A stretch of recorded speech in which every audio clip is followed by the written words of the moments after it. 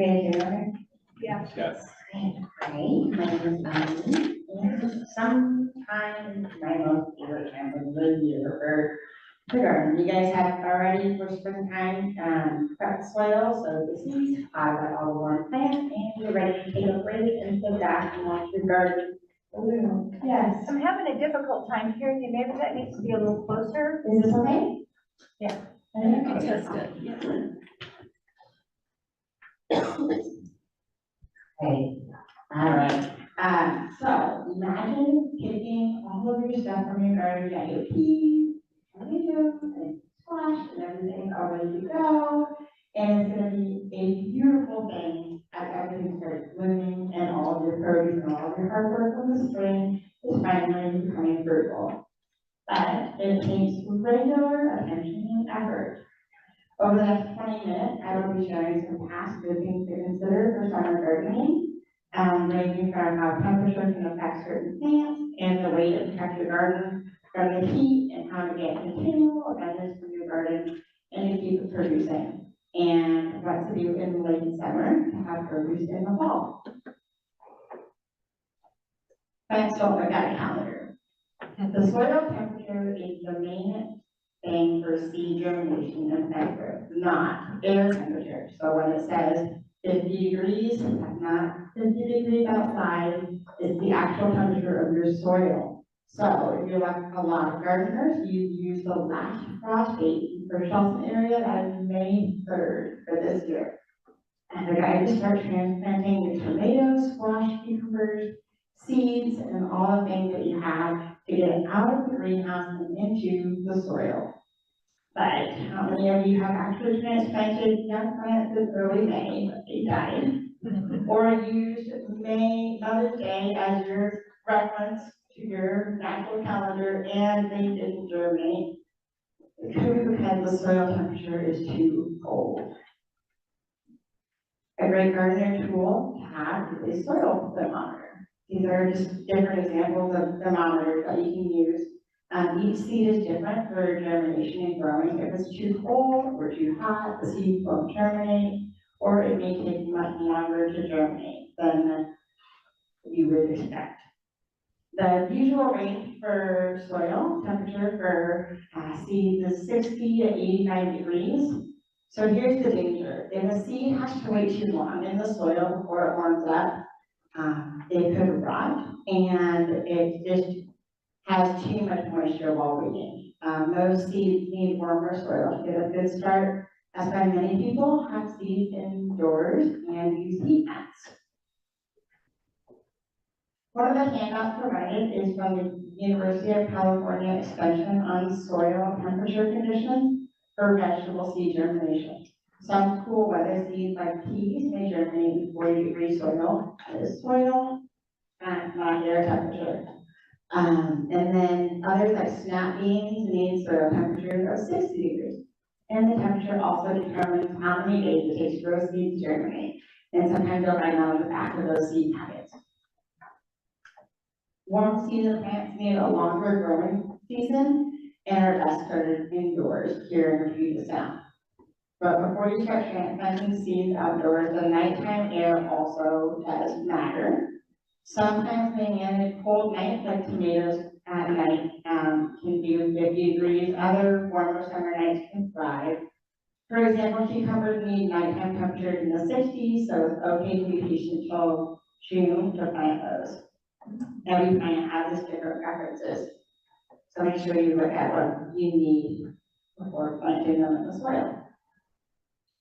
Your plants also, like we discussed before, the nutrients in the soil is important to have very rich soil in bacteria, fungi, and organic materials and minerals that provide them with everything they need to grow healthy.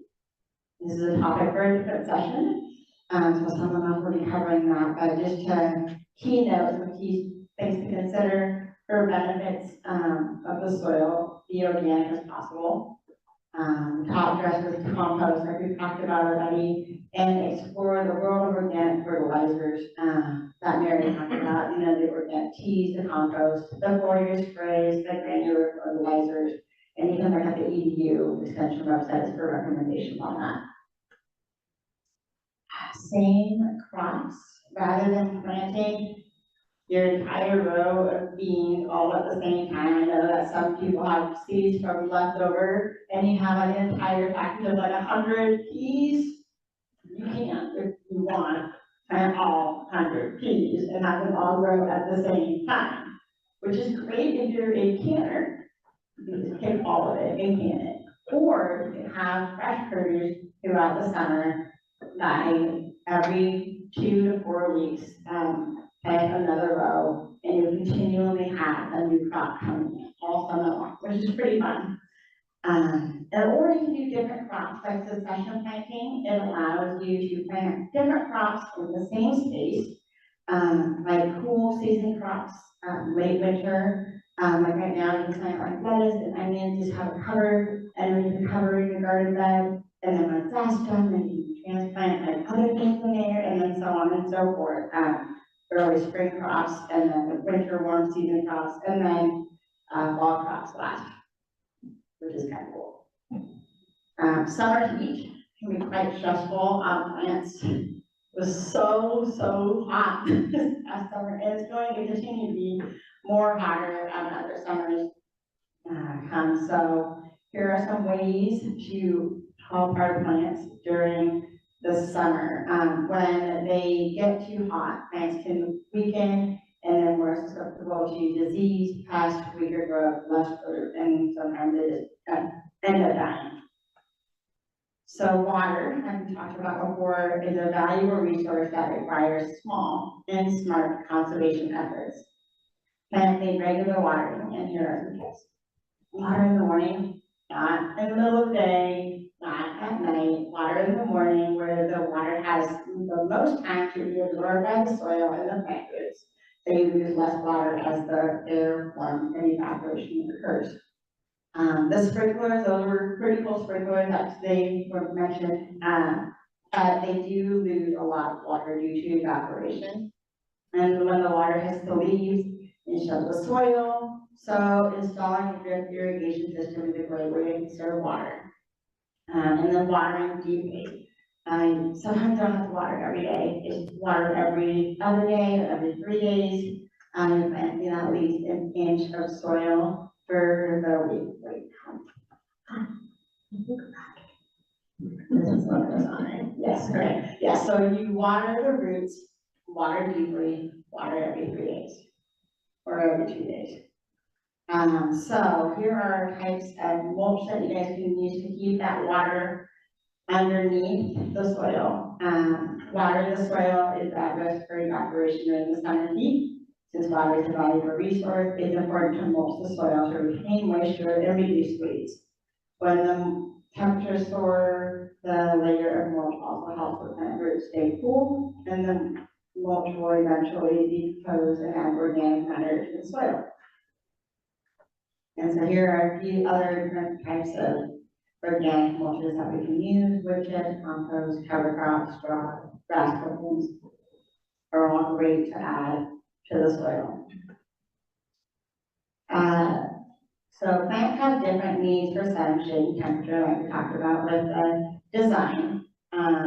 Heat waves during the summer provide a challenge for plants. As summers are changing, consider adding plants that do better in full sun, like corn, eggplant, peppers, tomatillos, melons, sunflowers, and more. Using garden soil wisely and maximizing space by companion planting, this is very helpful in many ways. Using the vertical space, so plants like squash spreads and shades the soil while the beans and corn grow tall. This is the three sisters companion planting. Taller plants like indeterminate tomatoes or beans or sunflowers can also provide shade and coolness to other plants. For example, sunflowers can provide shade and coolness for lettuce, and more variety and diversity of flowers produce and increase the ability for gardens to manage pests and disease naturally. Our Northwest summers are starting to experience more heat waves. The extended days above 90 degrees are in the forecast. Please use a shade cloth or protective robe. They can help in the intense sun beating down on leaves and lower temperatures by 5 to 10 degrees. Sometimes you can use a sheet, if it's a white sheet. just pass it over, with some taller items, so it doesn't lint off your plants, but just to kind of shade it, and it will lower the temperature a bit. Summertime is to carefully observe your plants for pests, slugs, and disease. Pest management is covered in a different workshop, so the main focus is to be vigilant and to take the time learning and identifying and managing pests by using the integrated pest management system, like the one on the WSU website for integrated pest management. If you want your flowers to only bloom once, feel free to let them go to seed and don't do anything. You might find them all over your yard, but letting a plant go to seed signal that for new production is finished. I like to have my flowers bloom as long as possible, so when I walk by my plant, I carry a bucket and I just deadhead as I go. Deadheading is super simple. As blooms fade, pinch off the flower stems below the spent flowers, just above a node or a full of healthy leaves. Deadheading causes the plant to direct its energy to stronger growth and more flowers instead of making seeds. This continues food sources for pollinators, and gives you cut flowers and arrangements for weeks and months and longer, and your garden will be amazing. Where to pinch? If you go down the stem until you see new leaves forming into tiny pairs, pinch right above the point. This will soon produce new flowers instead of going into seed mode. Pinching sends a message to the plant and grows more blooms and makes a bushier and bigger plant. Pinching is a form for pruning both flowers, fruits, and vegetables, but this is done when the plant is done. Some plants grow along one stem and get longer and taller and produces limited flowers and fruits, and eventually it's top heavy and fall over, like tomatoes. So pinching off new tender growth at the tip of the plant encourages more flowers, fruit, and air circulation and reaching the light of the plant. If left unchecked, plants can turn into a jungle quickly, which reduces airflow, light reaching the plant, increases the risk of disease, and pest problems. The handout provides a WSU extension tip on sheet number 7 on growing tomatoes.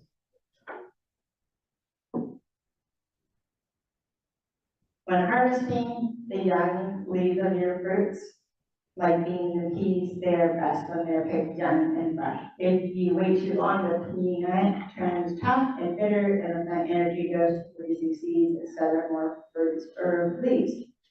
For leaf lettuce, if you don't harvest within a certain amount of time or when they're young, the plant starts to bolt, which means like the lettuce and it goes really, really tall. Like, why is my lettuce not supposed to look like that? That is what is called bolting. And that means that it's growing bitter and leggy and it directs its energy to producing seeds instead of leaves. And then the opportunity to have several harvests from one plant is completely lost, unfortunately. But leaves, lettuce produces new leaves starting from the center and then kind of blooms its way out. So one way to have continual harvest is to use scissors, a knife, or your fingers and just pinch out the outer leaves instead, because the newer leaves will grow inside. And so you just pinch those out and you have lettuce all year round. It's great. So preparing for the fall, pretty simple. You just remove diseased plants. Continue gardening by planting cool season and late summer by direct sowing. The garden doesn't need to end in October and September. Year-round gardening is definitely achievable for sure. So thank you. Any questions?